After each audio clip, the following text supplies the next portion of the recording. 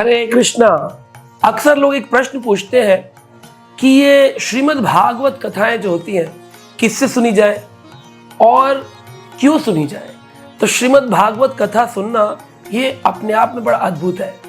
भागवत जो है इस शब्द का अर्थ है भ से भक्ति की प्राप्ति। कोई व्यक्ति अगर भक्ति चाहता है अपने जीवन में तो उसको भागवत सुनना चाहिए। ग शब्द का अर्थ है यानी कि अगर वो अपने जीवन में आध्यात्मिक ज्ञान चाहता है तो उसको भागवत सुनना चाहिए। ग से ज्ञान, व से वैराग्य यानी संसार में हम इतने लिप्त हैं भोग विलास में, अगर हम इस संसार की विरक्त होना चाहें और भगवान की ओर अनुरक्त होना चाहें तो एक अनुरागी साधु इस संसार से वैरागी कैसे हो सकता है? केवल और केवल श्रीमद् भागवत के श्रवण से। और अंत में त शब्द का अर्थ है तमोगुण का नाश और प्रिया प्रियतम से हमारी भेंट। तो ये भागवत के 4 अक्षर भ ग व त। भ से भक्ति, ग से ज्ञान, व से वैराग और त से तमोगुण का नाश। अगर ये भागवत आप सुने, लिखा गया है श्रीमद् भागवत के अंदर, यस्से वे श्रीमानायाम कृष्णे परम पुरुषे भक्तिर उत्पद्यते पुंसाम शोक मोह भया अपहा। भागवतम की प्रथम स्कंद के 2 अध्याय में बहुत सुंदर वर्णन किया है कि अगर कोई व्यक्ति यस्से वे श्रीमानायाम, अगर वो सुन ले केवल भागवत तो क्या होगा? भक्तिर उत्पद्यते पुंसाम, उसके हृदय में भक्ति का बीज आरोपित हो जाएगा। और लाइफ में क्या रिजल्ट मिलेगा? शोक यानी कि लेमेंटेशंस, संसार की परेशानियां, मोह अटैचमेंट और भय फियर डर।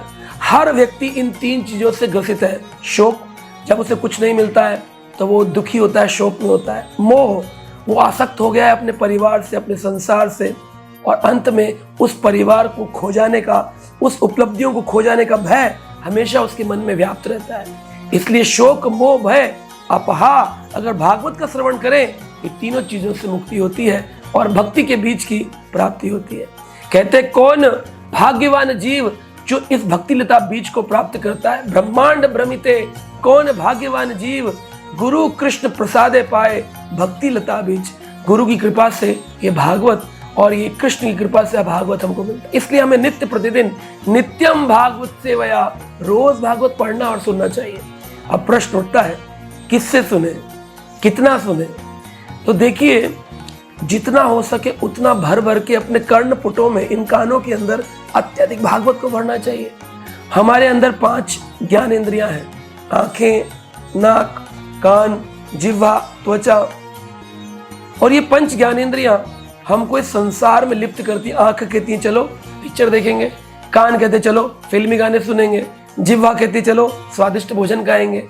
तो इसी प्रकार हमारे शरीर की जितनी 5 अंग इंद्रियां हैं ये ज्ञान अर्जित करती है संसार का और संसार में लिप्त रहना चाहती है। इसलिए इनको शास्त्रों में 5 ज्ञानेंद्रियों को सर्प बताया गया है। ये 5 सर्प हैं जो अंदर बैठे हैं और अंदर 6 सर्प और हैं, काम, क्रोध, लोभ, मोह, मद, मत्सर। ये कौन है? इन्हीं 5 ज्ञानेंद्रियों के 6 पुत्र रूपी सर्प अंदर बैठे हैं। पूरा नागों का एक लोक बनाया हमने अपने हृदय के अंदर, नाग लोक। कैसे आएंगे ये नाग बाहर? तो एक उदाहरण देते हैं भागवत में कि जब बारिश होती है तो बारिश के दिनों में जो बारिश का जल है वो जब सर्पों के बिल में जाता है तो अंदर से सांप बाहर निकल कर आते हैं। वैसे ही जब हम श्रीमद् भागवत की कथाओं की वृष्टि रूपी जल अपने कानों में, कर्णपुटों में डालेंगे, जब इतना कान में इतनी भागवत भर लेंगे तो अंदर ये बैठे काम, क्रोध, लोभ, मोह, मद, मत्सर के सर्प, ये 5 ज्ञानेंद्रियों के जो पुत्र हैं, ये सब इन्हीं कान से बाहर, इधर से हरी कथा जाएगी, इधर से वो बाहर निकल जाएंगे। तो अगर आप शुद्ध होना चाहते हैं केवल और केवल श्रीमद् भागवत के श्रवण से। अब प्रश्न है किससे सुने? तो पुराणों में बताया है अवैष्णवना मुखोद्गीर्णम पूतम हरि कथामृतम कर्तव्यम नाहि श्रवणम यथा उच्चिष्ट यथा पयम। जिस प्रकार से सांप अगर किसी दूध में मुंह लगा दे वह दूध जहरीला हो जाता है, तो हमको किसी ऐसे व्यक्ति से नहीं सुनना है जो वैष्णव पद्धति का पालन ना करता हो। अवैष्णवाद मुखोद्गीर्णम पूतम हरि कथा अमृतम।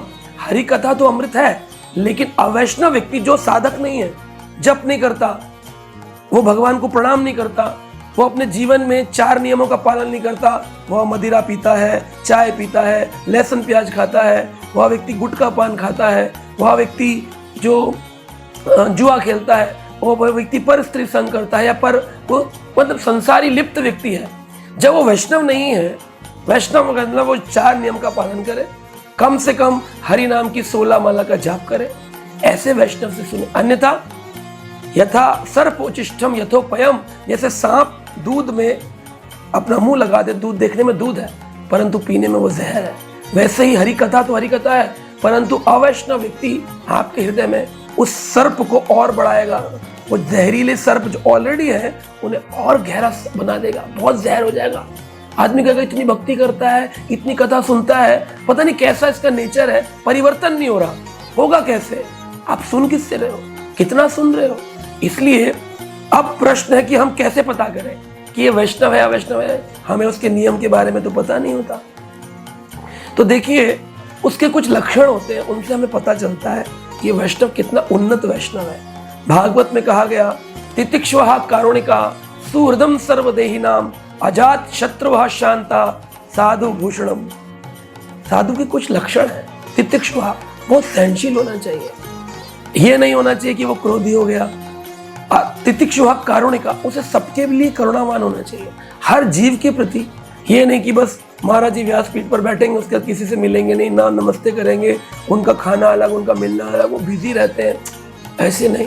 सालों साल हो जाती हैं, कई लोगों ने दीक्षा ली है बाहर अधिक अन्य संप्रदायों से, वो मेरे को बताते हैं कि हमने जिनसे दीक्षा ली तो 5 साल हो गए उनको देखिए, उनको मिले। वो अगली बार आएंगे कथा करने तो बड़ा पंडाल होगा, 50,000 लोग बैठे होंगे, उनसे मिलेंगे कैसे, उनसे बात कैसे करेंगे? और प्रयास करो तो कहते हैं फिर वही मिल सकते हैं जो धनाढ्य व्यक्ति हैं, एक साधारण व्यक्ति मिल नहीं सकता। तो तितिक्षुः करुणामय कहाँ है? वो मिल क्यों नहीं रहे लोगों से? अगर लोगों से मिलेंगे नहीं तो गुरु के मिलने के बिना कृपा कैसे होगी गुरु की? अपने प्रश्नों के संशय कैसे दूर करेंगे? तितिक्षुः कारुणिका सुहृदम सर्वदेहिनाम, 84 लाख योनि के प्रति उनका प्रेम होना चाहिए। ये नहीं कि जीव जंतु मर गए, कितने लोग स्टैम्पीड हो गया, इतने लोग भगदड़ में मर गए, पंडाल में आग लग गई, पंडाल में लोग गिर रहे हैं भीड़ दर्शन करने के लिए। आप सिंपल रहिए, सादा सादा जीवन, ऊंचा विचार। और भीड़ की आवश्यकता नहीं होती है कि बहुत भीड़ आती है इसलिए कथावाचक बड़े ऊंचे हैं, बहुत भीड़ आती है। भीड़ तो भेड़ की होती है, जिसे भेड़ चाल कहते हैं। हमारे महान आचार्य संस्थापक आचार्य श्रील प्रभुपाद जी कहते थे आर्टिफिशियल ज्वेलरी खरीदने के लिए दुनिया पागल है, लेकिन डायमंड कोई कोई भाग्यशाली खरीद पाता है।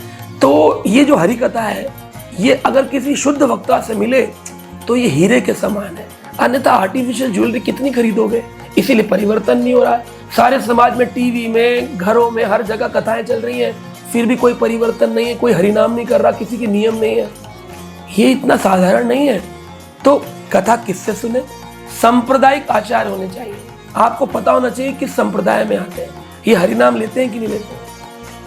भागवत का आखिरी फल है नाम संकीर्तनम यस्य सर्व पाप प्रणाशनम प्रणामो दुःखम नस्तम नमामि हरिम परम। ये श्रीमद् भागवत का अंतिम श्लोक है, 12वें स्कंद के 13वें अध्याय का अंतिम श्लोक। अब आप बताओ कि अगर कोई व्यक्ति आपको भागवत सिखा रहा है, सुना रहा है, और वो आपको हरिनाम नहीं दे रहा है, हरिनाम करने की प्रेरणा नहीं दे रहा है, वो कह रहा है आप शनि को पूजो, गणपति को पूजो, आप हनुमान जी को पूजो, आपको जो करना करो, ऐसे नहीं होता है भागवत। भागवत का अंतिम फल है हरिनाम संकीर्तन, नाम संकीर्तनम, हरे कृष्ण कृष्ण कृष्ण हरे हरे, हरे राम राम राम हरे हरे। तो आज हमने ये जाना कि हम भागवत क्यों सुने, क्योंकि हमको भक्ति देती है। भागवत सुनने से हमारा शोक मोह भय सब दूर होता है। कितनी सुने? इन कान पुटों में जितना भर सकते हो उतना भरो, ताकि विषय वासनाओं के सर्प हमारे कान से बाहर निकले। किससे सुने? अवैष्णव से कभी ना सुने। जो व्यक्ति वैष्णव नहीं है, जो व्यक्ति सांप्रदायिक आचार नहीं है। 4 संप्रदाय है कलयुग में, ब्रह्म माधव गौड़ीय संप्रदाय, श्री संप्रदाय, कुमार संप्रदाय और रुद्र स्वामी विष्णु संप्रदाय। तो ये रुद्र संप्रदाय को आजकल वल्लभ संप्रदाय कहते हैं, वल्लभाचार्य संप्रदाय जो पुष्टि मार्गी है। तो आप इनमें से किसी भी, और श्री संप्रदाय के आगे रामानंदी संप्रदाय है, इस तरह से ये संप्रदाय, ब्रह्म माधव गौड़ीय संप्रदाय में इस्कॉन आता है।